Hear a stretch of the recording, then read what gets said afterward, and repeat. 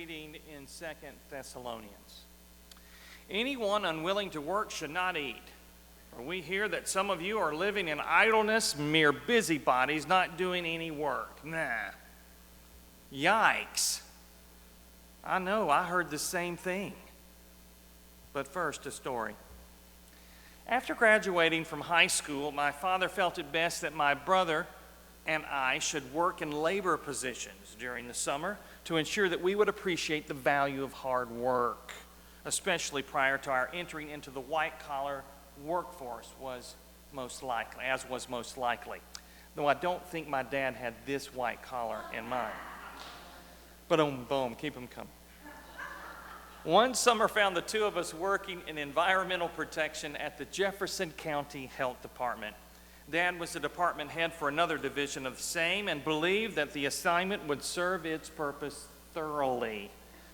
You see, sites were established throughout the county where critical levels of air quality were monitored, mostly ozone and pollutants, that kind of stuff. These sites required maintenance, ranging from lawn care to pouring concrete slabs, to painting, to stringing razor wire.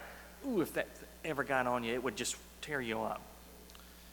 These sites required maintenance, and we did it daily. It was hot and long and yick. So my brother and I would arrive painfully early at the base point and head out to our assigned sites for the day, along with an old, salty former CB named Ed Hogan. Ed Hogan. Our mode of transportation was a county work van. It had 2 seats in it, both in the front. There were 3 of us. So being the youngest one, I was relegated to the back, and I sat on a paint bucket. Okay? No seat belt to be those were the days. So once we would tear out of the parking lot, because I'm pretty sure that Ed thought he was a NASCAR driver in another lot, or at least bumper cars. And so he would tear out of the parking lot and off we would go. And I would literally be clutching onto this coil of rope that was hanging off the side of the interior wall of the van. Hanging on like so, and my eyesight would fix upon the cooler that we had packed that morning, generally after we had procrastinated, and then we hurriedly got it together. And I would just stare at this cooler. You know, back in my teens and 20s, I was always hungry. There was never a question about whether or not I was hungry. It's how hungry was I. And I could eat, and I would never gain an ounce. Well, those days have long gone by, and now I have to be very, very, very careful. But nonetheless, this cooler had our lunch in it, right? And I remember sitting there thinking, I wonder if I packed enough lunch. I hope I have enough lunch to make it through the day.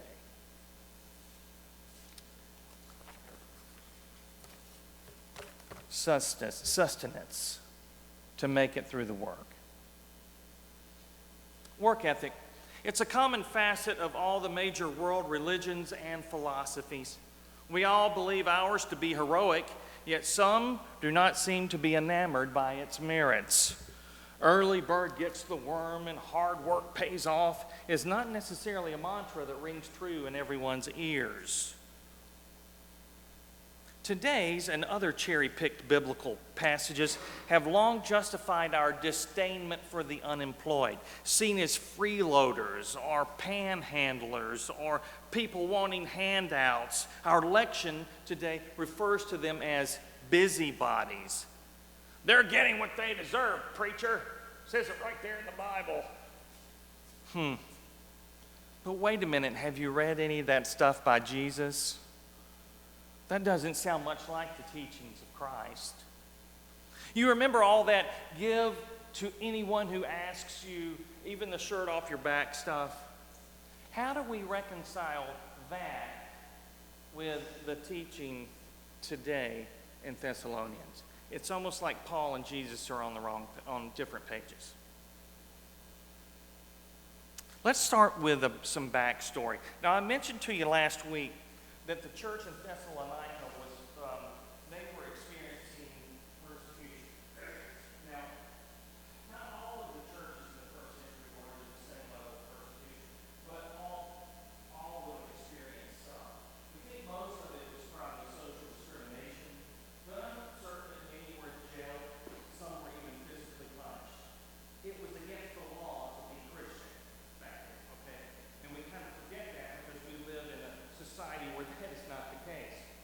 Well, they were really worn down by this. It wore on them for a while. And so Paul sends them this letter, and one of the topics he wants to cover in the letter is this fatigue that they have to be persecuted. So he tells them the consolation is going to be based on his view of eschatology. Eschatology being the end time stuff.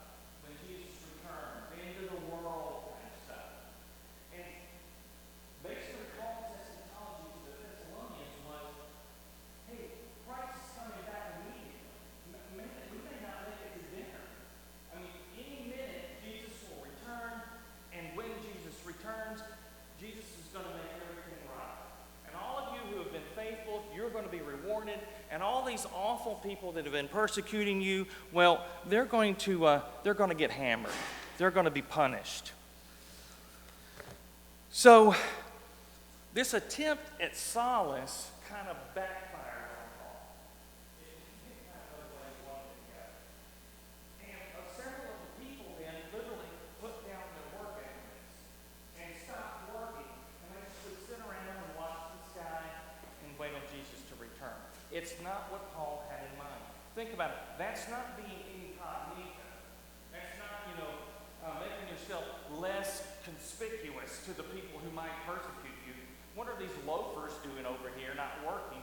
It messed up the local economy, and other people in the church were griping because they were having to pick up the load for these people that weren't working anymore, and they had to kind of carry them as well. It was a huge, huge mess. So Paul here is backpedaling a little bit on what he told them before. And he's saying, okay, now wait a minute. And he's admonishing them that they should work. Now, this context sheds some light on our text. And luckily for us, our context is different from that. We're not being persecuted, and most people here are gainfully employed, work every day. We live in Madison. This is an affluent area relative to what would have been, Thessalonica, which was just right past harvest before you get to Athens. No, I'm just kidding.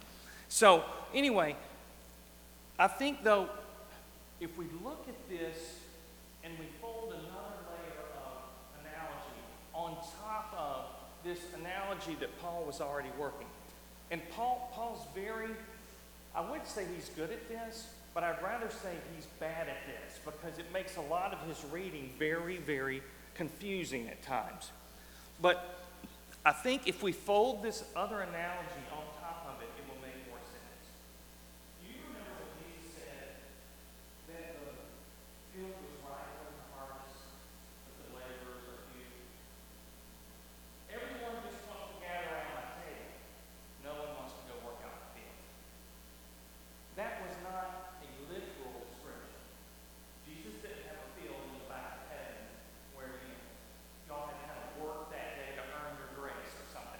I don't know how that could even be considered literal. But here we have this idea of the workers working in the kingdom of God. It's a spiritual application, not necessarily physical. So in the same sense, if we can think about what Paul is saying to the Thessalonians in a spiritual sense, I think it will make more sense to us. We do see at that point that there's an application for us right here in Madison, Alabama in 2019. When Paul says avoid idleness and follow his example, remember he said imitate us, that only the workers are going to be fed. It is better considered in the present tense as relative as our efforts and our labor for the Lord.